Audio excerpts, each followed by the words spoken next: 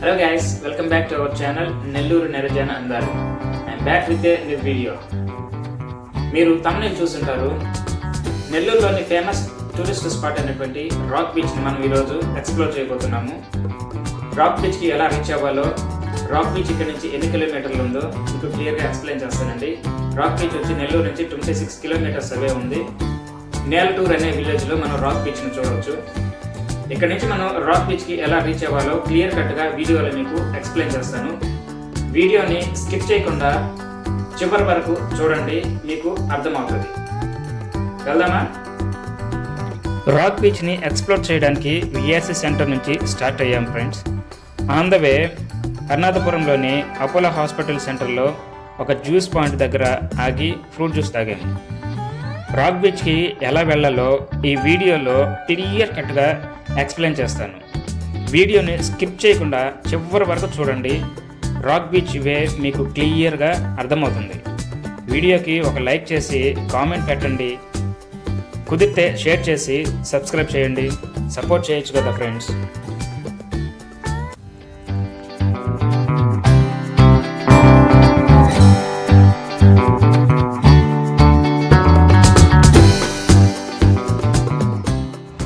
Guys, Muthukur gate దాటాక Narayana medical college దారిలో మా పయనం రాక్ బీచ్ వైపు కొనసాగింది.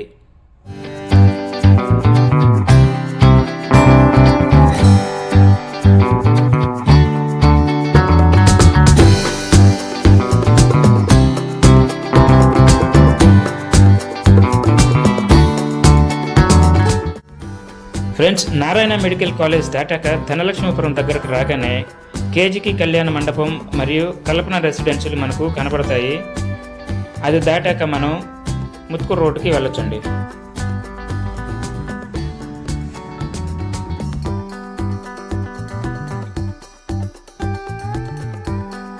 ధనలక్ష్మీపురం నుంచి వచ్చాం కదా రోడ్డు.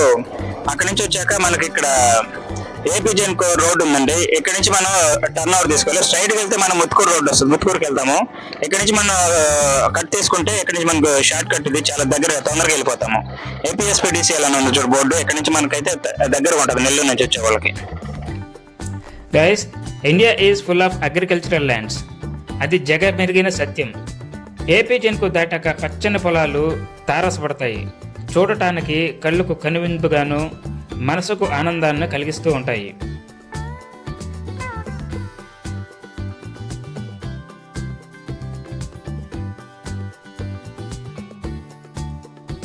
గైస్, జాగ్రత్తగా గమనించండి. పచ్చటి పొలాలు దాటాక 2 క్రాస్ రోడ్స్ వస్తాయి. స్ట్రైట్గా వెళ్తే కొత్త కోడూరుకి వెళ్తాము. రైట్కి కట్ అయితే AP Genco and SAIL energy మీదుగా మనం రాక్ బీచ్కి చేరుకోవచ్చు.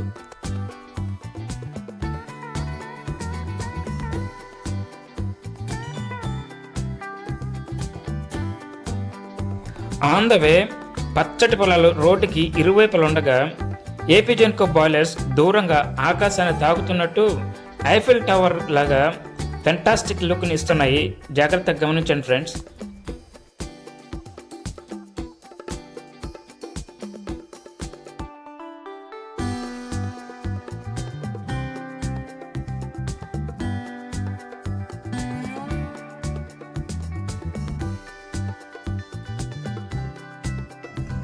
ఈ స్పాట్ని చూడగానే నాకు ఈడియట్ సినిమాలో ఒక డైలాగ్ గుర్తొస్తుందండి. అగైన్ దేర్ ఆర్ 2 ప్రాబ్లమ్స్ అన్నట్టు. ఇక్కడ మనకు 2 క్రాస్ రోడ్స్ వస్తాయి. స్ట్రైట్గా వెళ్తే AP Genco road, left side మనకు కట్ అయితే సెయిల్ ఇండియా మీదుగా మనము రాక్ బీచ్కి త్వరగా చేరుకోవచ్చు.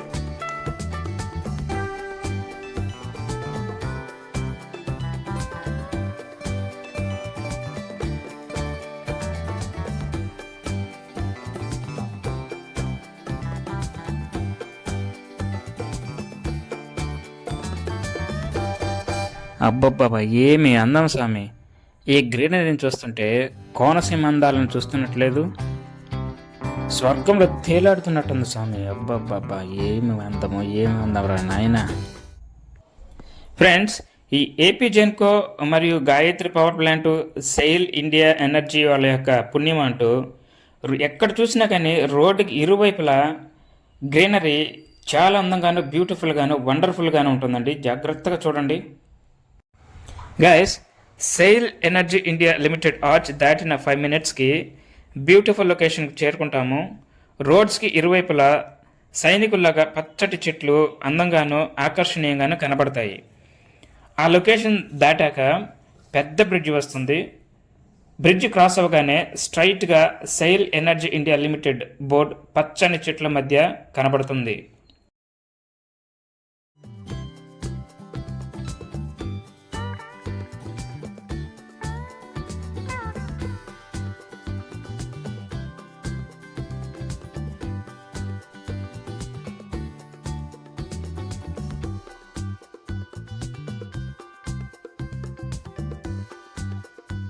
బ్రిడ్జ్ క్రాస్ అయ్యాక సెయిల్ ఇండియా ఎనర్జీ బోర్డ్ దగ్గర రీచ్ అవ్వగానే లెఫ్ట్ సైడ్ వెళ్తే గాయత్రి పవర్ ప్లాంట్కి వెళ్తాము.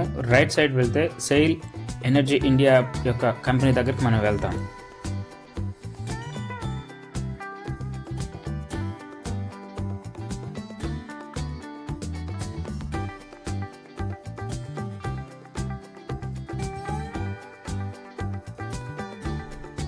రోడ్డుకి ఇరువైపులా ఉండే ఈ పచ్చదనాన్ని చూస్తుంటే చిన్నప్పుడు నా సోషల్ స్టడీస్లో నేను చదువుకున్న అశోకుడు రోడ్డుకి ఇరువైపులా చెట్లు నాటించను అనే ఒక స్టేట్మెంట్ నాకు గట్టిగా గుర్తొస్తుంది.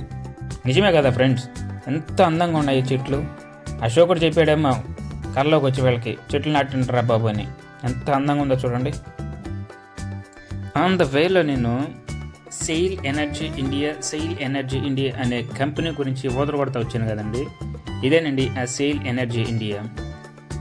ఇక్కడ నుంచి మనం స్ట్రైట్గా వెళ్ళిపోతే, ఇక్కడ మనకు కనిపిస్తుంది కదా ఆ రోడ్కి స్ట్రైట్గా వెళ్ళిపోతే 10 to 15 minutesలో మనము రాక్ బీచ్కి చేరుకుంటాం.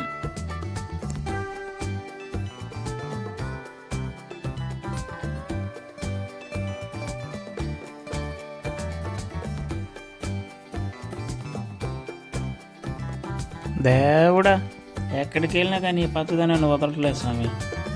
దాటి మొదలైనప్పటి నుంచి పచ్చదనాన్ని ఆస్వాదిస్తూనే వస్తూనే ఉన్నాం. అంత అందంగా, అంత బ్యూటిఫుల్గా ఎక్కడ చూస్తున్నాం మనం. మన నెల్లూరులో కోనసీమ అందాలను తలపిస్తూ ఉంటాయి. మనకు అక్కడ కనిపిస్తుంది కదండి, అది క్రూడ్ ఆయిల్ పైప్ లైన్స్. అవి మనకు ఇక్కడ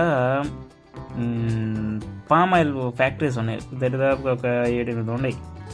పోర్ట్లో నుంచి మనకు అక్కడికి సప్లై అవుతుంటుంది ఈ క్రూడ్ ఆయిల్ అనేది. అక్కడ వాళ్ళు రిఫైనరీ చేసి ప్యాకింగ్ చేసి ఎక్స్పోర్ట్ చేస్తూ ఉంటారు.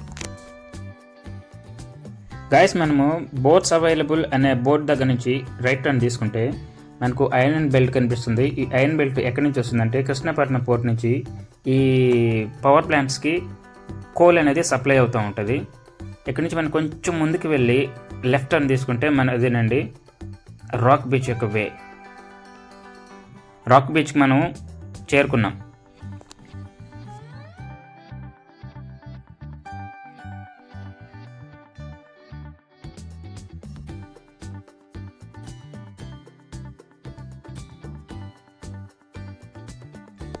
బాస్, పవర్ ప్లాంట్స్ దగ్గర ఆ చెట్లు అనేటివి ఎందుకు నాటారు మీకు ఏమైనా ఐడియా ఉందా? ఐడియా ఉంటే కామెంట్ రూపంలో పెట్టండి బాస్.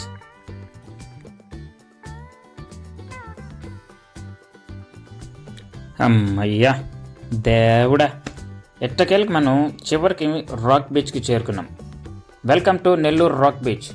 వైజాగ్ ప్లస్ చెన్నైలోని పాండిచ్చేరిలో ఉన్న రాక్ బీచ్ లాగా మా నెల్లూరులో కూడా ఒక రాక్ బీచ్ ఉందండి. బయట నుంచి వచ్చి వాళ్ళు ఎవరైనా కానీ ఈ రాక్ బీచ్ని ఖచ్చితంగా చూడాల్సిన ప్రదేశము. నెల్లూరులో ఉన్న ప్రతి ఒక్కరికి నేను రాక్ బీచ్కి ఎలా చేరాలో, నెల్లూరు నుంచి రాక్ బీచ్కి ఎలా చేరాలో క్లియర్ కట్గా నేను ఎక్స్ప్లెయిన్ చేశానని నమ్ముతున్నానండి. నేను ఇచ్చిన ఈ గైడ్లైన్స్ని మీరు క్యాచ్ చేసుకొని రాక్ బీచ్కి ఈజీగా చేరుకోవచ్చు. 26 minutes పడుతుంది నెల్లూరు నుంచి రాక్ బీచ్కి చేరాలంటే. రాక్ బీచ్ పక్కనే మనకు బాయిలర్స్ కనిపిస్తున్నాయి కదండి, అదేనండి సెయిల్ ఎనర్జీ ఇండియా బాయిలర్స్ అండి. దాని బ్యాక్ సైడే మనకు ఈ రాక్ బీచ్ అనేది ఉండదు. అదే మీకు కొండ గుర్తు పెట్టుకోండి జాగ్రత్తగా. ఫ్రెండ్స్, ఫైనల్గా మనం మన డెస్టినేషన్ చేరుకున్నాము. రాక్ బీచ్ బోర్డు ఉంది కదండి. ఇక్కడ రాక్ బీచ్ దగ్గరకు వచ్చాక మనకు ఒక చిన్న ఇన్ఫర్మేషన్ బోర్డు ఉంది. ఇక్కడ రాక్ బీచ్ నేలటూరుపాలెం పడవపై సముద్రంలోకి షికార్కి వెళ్తే ఒక మనిషికి 150, అంటే పడవలోకి సముద్రంలోకి వెళ్తే సీలోకి వెళ్తే 150 రూపాయలు తీసుకుంటారు. పడవ పైన కాలు వంతెన ఒడ్డుకి అంటే మన రాక్ బీచ్ వరకు వెళ్తే మనం అక్కడ దగ్గర తీసుకెళ్తే 50 రూపాయలు తీసుకుంటారండి.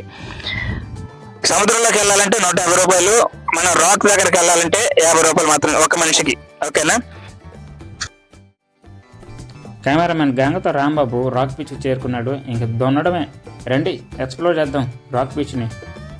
దూరంగా మనకు వేవ్స్ కనిపిస్తున్నాయి, అదేనండి రాక్ బీచ్. ఇక్కడ నుంచి మనం ఒక 5 minutes జస్ట్ వాక్ చేసుకుంటూ వెళ్తే మనకు రాక్ బీచ్కి చేరుకుంటాము. ఇక్కడ నుంచి ఇసుక నుంచి కొంచెం పైకి ఎక్కి అక్కడ నుంచి మనకు సిమెంట్ రోడ్డు ఉంటుంది రాక్ బీచ్ దగ్గరికి వెళ్ళడానికి. బీచ్ అనగానే ప్రతి ఒక్కరికి గుర్తొచ్చేది ఏంటి? వాటర్, అందులో స్విమ్ చేయాలనే ప్రతి ఒక్కరికి ఆలోచన అనేది ఉంటుంది. వీటితో పాటు చాలామంది ఎంజాయ్మెంట్ అది వేరు, మా బర్త్డే పార్టీలు చేసుకోవడానికి రకరకాల ఎంటర్టైన్మెంట్స్ అనేవి మనకు బీచ్లో మనకు దొరుకుతుంది. సో కానీ ఇక్కడ ఇది ఊరికి దూరంగా ఉండడం వల్ల ఇది చాలా మందికి తెలియదు ఈ రాక్ బీచ్ అనేది. అందుకోసమే నేను పిన్ టు పిన్ అనేది షూట్ చేసుకుంటా. నేను మా cameraman pin to pin shoot చేసుకుంటూ వచ్చాము. ఆ వేని మీకు క్లియర్గా చూపించాలని. మీ ఫ్యామిలీతో ఒకరోజు ప్లాన్ చేసుకుని వచ్చి టైం స్పెండ్ చేయండి. ఈ రాక్ బీచ్ అనేది చాలా బ్యూటిఫుల్గా ఉంటుంది. మనకు ఈ రాక్ బీచ్ అనేది ఎక్కడెక్కడ కనిపిస్తాయి? చెన్నైలో, పాండిచేరిలో కనిపిస్తాయి, వైజాగ్లో కూడా కనిపిస్తాయి. ఓకేనా? అట్లాగే మన నెల్లూరులో కూడా రాక్ బీచ్ ఉంది. ఏంటో వీళ్ళు బీచ్లో రాళ్ళు రేపాలు చూపిస్తున్నారు అనుకుంటున్నారా? దీని పేరే రాక్ బీచ్ స్వామి. అందుకే ఇవి రాక్ బీచ్లో రాళ్ళు తప్ప ఇంకేముంటాయి? మంచి ముందుకెళ్తే మనకు బ్యూటిఫుల్ లొకేషన్స్ ఇంకా బ్యూటిఫుల్ సీనరీస్ మీకు షూట్ చేసి చూపిస్తాను. యాక్చువల్ ప్లేస్కి చేరుకున్నామండి. మన మూవీస్లో చూస్తాం కదా రాక్ బీచ్లు అనేటివి హీరో హీరోయిన్ నడుచుకుంటూ వెళ్తూ ఉంటారు, లేకపోతే సినిమా షూటింగ్లో పాటలు కానీ లేకపోతే ఫైట్ సీన్స్ కానీ చూపిస్తారు కదా. ఇదేనండి రాక్ బీచ్. మనకు పాండిచేరిలో ఎక్కువగా షూటింగ్స్ జరుగుతుంటాయి, వైజాగ్లో చాలా తక్కువనే ఉంటాయి ఈ ఫిల్మ్ షూటింగ్స్ అనేటివి. మా నెల్లూరులో కూడా ఆ ఫిల్మ్ షూటింగ్స్ చేయొచ్చు కదా, మాకు ఒక రాక్ బీచ్ ఉంది కదా, మాకు ఒక నేమ్ ఫేమ్ వస్తుంది కదా మా నెల్లూరుకి. ప్రొడ్యూసర్స్ ఇంకా హీరోస్ వీళ్ళంతా దాని గురించి ఆలోచించాలి. మా కెమెరామ్యాన్కి నేను చాలా థ్యాంక్స్ చెప్పాలండి. ఎంత బ్యూటిఫుల్గా షూట్ చేసిందో చూడండి. చాలా చాలా థ్యాంక్స్ అండి కెమెరామ్యాన్ గారు. ఇంకా బాగా జాగ్రత్తగా షూట్ చేయాలి, మంచి మంచి వీడియోలు మనం చేయాలి రాబోయే రోజుల్లో. చూడండి బీచ్ యొక్క వ్యూస్ చూడండి ఎంత బాగుండాయో, ఎంత బ్యూటిఫుల్గా ఉన్నాయో, ఎంత వండర్ఫుల్గా ఉందో చూడండి ఆ బీచ్ యొక్క వ్యూస్. ఎక్కడి నుంచి మనం నడుచుకుంటూ సాయంత్రం పూట అక్కడి నుంచి నడుచుకుంటూ ఆ చివరి పాయింట్ అదేనండి, చివరి view point, beach view point. అక్కడి నుంచి ముందుకు వెళ్తే సముద్రంలో దూకడమే, అంతగా నీకు చేసేది ఏముండదు. అక్కడ చాలామంది ఫోటో షూట్స్ చేసుకుంటారు, ఇక్కడికి వచ్చి ఎంజాయ్ చేస్తుంటారు, బర్త్డే పార్టీలు చేసుకుంటారు. సండే టైమ్స్లో ఎక్కువ వస్తుంటారు ఇక్కడికి. సో మీరు కూడా మీ ఫ్యామిలీతో ఒకసారి ప్లాన్ చేసుకోండి సండే టైమ్స్లో రావడానికి. ఫ్యామిలీస్కి బాగా రిలాక్సింగ్గా ఉంటుంది ఇక్కడ. మనం చెప్పుకుంటూ పోతే లవర్స్ అవన్నీ సపరేట్ అండి, అది గుర్తొస్తున్నాయి కదా, వస్తుంటాయి స్వీట్ మెమరీస్ అందరికీ. లవర్స్కి రాకుండా ఎందుకుంటాయి, కానీ ఎవరికైతే గుర్తొచ్చాయో ఒకసారి కామెంట్ పెట్టండి బాస్. కామెంట్ అంటే గుర్తొచ్చింది, ఇంత కష్టపడి మేము వీడియోలు చేస్తున్నాము, ఒక లైక్ ఇచ్చేదానికి ఏమండి, సబ్స్క్రైబ్ చేయొచ్చు కదా, మీ ఫ్రెండ్స్ ద్వారా కూడా సబ్స్క్రైబ్ చేయించండి. చూడండి మా కెమెరామెన్ ఎలా ఎంత బ్యూటిఫుల్గా షూట్ చేశారు. ఇదేనండి రాక్ బీచ్. బీచ్ అంటే ఇంతే కదా ఉంటుంది, ఇసుక, ఆ నీళ్లు, ఆ వేవ్స్, అంతకు తప్ప ఇంకేం చూపించగలం ఇక్కడ. కాకపోతే ఎక్స్ట్రా ఫిట్టింగ్ ఏంటంటే ఇక్కడ మనకు ఆ రాక్స్ ఎక్స్ట్రా ఫిట్టింగ్ మూవీస్లో మనకు చూపిస్తారు కదా, ఆ ఎక్స్ట్రా ఫిట్టింగ్ ఇది చూపించడానికే మీకు చాలా దూరం నుంచి, అంటే ఒక 26 kilometers నుంచి ప్రయాణం చేసి అతి కష్టం మీద అన్నీ షూట్ చేసుకుంటూ మీకు ఆ వే అనేది మిస్ అవ్వకుండా చూపించుకుంటూ వచ్చామండి. నేనైనా మా కెమెరామెన్కి నేను థ్యాంక్స్ చెప్పుకోవాలి. ఏమైనా కానీ చాలా కష్టపడ్డది పాపం, దానికి నేను చాలా రుణపడి ఉంటా. చూడండి వేవ్స్ ఎంత బాగుందో. అటుపక్క ఒక రాక్ బ్రిడ్జ్ ఉంది, ఇటుపక్క ఒక రాక్ బ్రిడ్జ్ ఉంది, అటుపక్క ఒక రాక్ బ్రిడ్జ్ ఉంది. 3 రాక్ బ్రిడ్జ్లు ఉన్నాయి ఇక్కడ. ఈవినింగ్ పూట వచ్చారంటే మీ మైండ్ చాలా రిలాక్సింగ్గా ఉంటుంది ఈ ప్లేస్కి వస్తే. ఫోటో షూట్స్ కానీ లేకపోతే ప్రీ వెడ్డింగ్ ఏమంటారు ఆ షూట్స్ కానీ, ప్రీ వెడ్డింగ్ ఫోటో షూట్స్ కానీ బాగా మ్యాచ్ అవుతుంది ఈ రాక్ బీచ్ అనేది. ఎవరన్నా ఇట్లా వచ్చినప్పుడు ఒక్కసారి నాకు నా వీడియో చూసిన తర్వాత నాకు ఒక కామెంట్ పెట్టండి, చాలా హ్యాపీగా ఫీల్ అవుతాను. నేనే కాదు మా కెమెరామ్యాన్ గారు కూడా చాలా హ్యాపీగా ఫీల్ అవుతారు. ఓకేనా, ఎంజాయ్ చేద్దాం ఈ వ్యూని.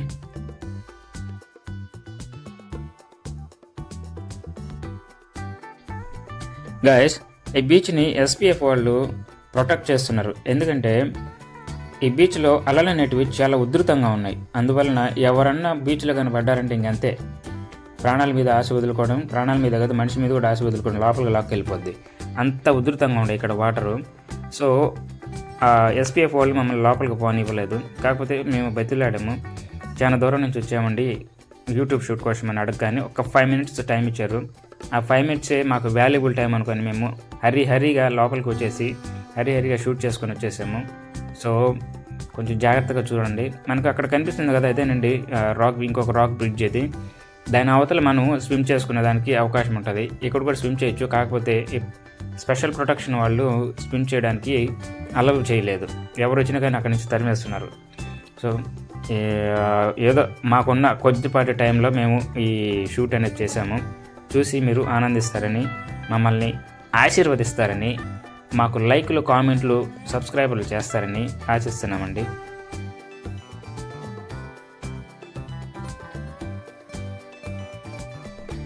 చిన్నపిల్లలు బీచ్కి వచ్చినప్పుడు వాళ్ళు ఒక ఆట ఆడుకుంటారు.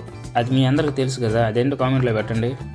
ఏం లేదండి, ఇసుక తవ్వి కాలు పెట్టి ఇల్లు కట్టుకోవడం. అందరికీ బాగా గుర్తుంది కదా, మనం కూడా చిన్నప్పుడు చేసి ఉంటాం. సో బీచ్కి వచ్చినప్పుడు నానా రకాలుగా చిన్న చిన్న ఆటలు, ఇసుకతోనే కోటలు, పెద్ద పెద్ద బిల్డింగ్లు కట్టడం, ఆర్ట్లు, కొంతమంది అయితే వైజాగ్ బీచ్లో కానీ చెన్నై బీచ్లో కానీ ఆర్ట్లు వేయడము, ఇవన్నీ మనం చూస్తుంటాం కదా. సో బీచ్ అనగానే ఇట్లాంటి రకరకాల ఎంటర్టైన్మెంట్లు, వివిధ రకాలైనటువంటి ఎంజాయ్మెంట్లు మనకు కనపడుతూ ఉంటాయి. చూడండి ఎంత ఉధృతంగా ఉందో వాటర్. దాంట్లో కానీ దిగేమంటే నేరుగా బీచ్లోకి సముద్రంలో తీసుకెళ్ళిపోతుంది. సీలో వాటర్ ఎంత క్రిస్టల్ క్లియర్గా ఉందో చూడండి. యూరోప్ కంట్రీస్లో లాగా బీచ్లో వాటర్ ఎంత బ్లూయిష్గా ఉంటాయో అట్లాగే మనకు కూడా కనిపిస్తుంది. చూడండి ఇక్కడ ఎంత బ్లూయిష్గా ఉందో వాటర్. కనిపిస్తుందండి మీకు? కనిపిస్తుందిలే, చూడండి జాగ్రత్తగా కనిపిస్తుంది. కనిపించకపోతే మనం ఏం చేయలేం, కనబడేటట్టు చూసుకోవడమే. ఓకేనా. ఇటుపక్క చూడండి, ఇటుపక్క ఓన్లీ శాండ్ వాటర్ కనిపిస్తుంది. అంటే అలలు ఉధృతంగా ఉన్నాయి కాబట్టి ఇసుక అనేది మనకు అలా కనిపిస్తుంది. ఇటువైపు ప్రశాంతంగా ఉంది కాబట్టి బీచ్, సముద్రం అనేది మనకు వాటర్ అనేది క్రిస్టల్ క్లియర్గా కనిపిస్తుంది. ఆ ముందుకు వెళ్ళామంటే అదేనండి పీక్ పాయింట్. ఇప్పుడు మనం అదే ఆ ముందుకు వెళ్ళామంటే అదే మనకు లాస్ట్ పాయింట్. చూడండి ఎంత బాగుందో వాటర్. దగ్గరకు వచ్చామా, చూద్దాం రండి. ఆ బీచ్ అక్కడి నుంచి మనకు ఇంకా క్లియర్గా కనిపిస్తుంది. త్వరగా తీసుకెళ్ళి అక్కడికి. ఎంతసేపు, త్వరగా తీసుకెళ్ళు. వచ్చామండి, ఇదేనండి లాస్ట్ వ్యూ పాయింట్. సీలోకి బోట్ షికార్కి వెళ్ళి ఇంకా ఎక్స్ప్లోర్ చేద్దామని ప్లాన్ చేసాం, కానీ ఎస్పీఎఫ్ వాళ్ళు లోపలికి వెళ్ళనివ్వలేదు. ఎందుకంటే అలలు ఉధృతంగా ఉన్నాయని, చాలా ప్రభావితంగా ఉన్నాయని వెళ్ళనివ్వలేదు. అందుకని ఆపేసాము. ఇక్కడికే సంతోషపడదామని జస్ట్ ఊరికే ఆ బోట్ని షూట్ చేసేస్తే సరిపోతుంది అని చెప్పేసి ఆ బోట్ని షూట్ చేసామండి.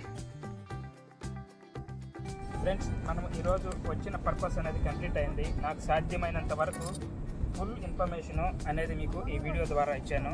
ఎప్పుడైనా రావాలని ఉంటే విజిట్ చేయండి. హ్యాపీగా మీ ఫ్యామిలీతో కానీ ఫ్రెండ్స్, ఎంతో కష్టపడి నేను ఈ రాక్ పిచ్ వీడియో చేశానండి.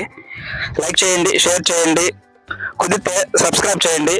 మీ ఫ్రెండ్స్ ద్వారా కూడా సబ్స్క్రైబ్ చేయించండి. Thank you. మీరు మీ ఫ్రెండ్స్తో కానీ లేకపోతే లవర్స్తో కానీ ఎవరితో వచ్చినా కానీ కొంచెం జాగ్రత్తగా ఉండండి ఇక్కడ. ఎందుకంటే బీచ్ వాటర్ ఫ్లో అనేది చాలా ఎక్కువగా ఉంది.